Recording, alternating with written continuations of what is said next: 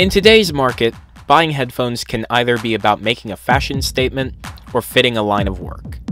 Beats by Dre, fashion statement. A brand you may have never have heard of, but it still costs a lot, line of work. Audio-Technica slipped into both of these categories just a bit with their ATH-M70 headphones, which became a runaway success among quite a few YouTubers. But they also back it up with amazing sound quality and a lot of bang for your buck. But how can headphones for semi-professionals become even more professional? Here is where you get into ATH-M70x territory.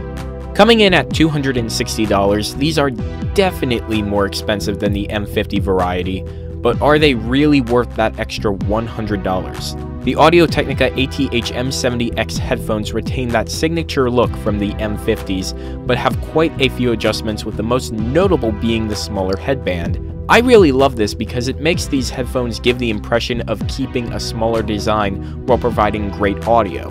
But more than anything, I just hated the giant Audio-Technica branding on the older version.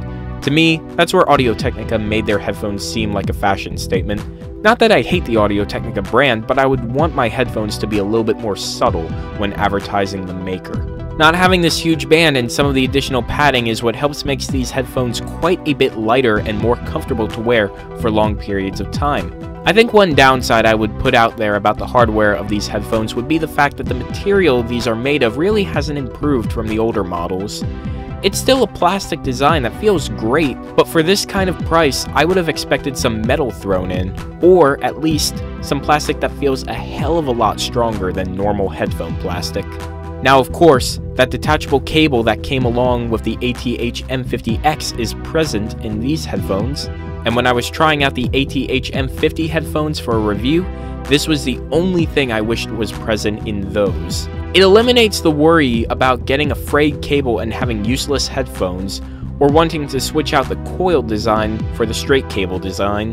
And the ATH-M70X comes with all three cables: the short straight cable, the long straight cable, and the coiled cable, my personal favorite.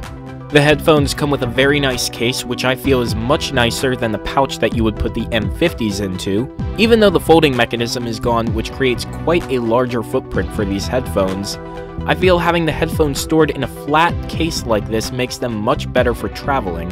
Maybe I'm in the minority, but I always hated storing headphones in pouches, and after paying nearly $300 for these headphones, I want to store them in a way that will guarantee a long life through many travels.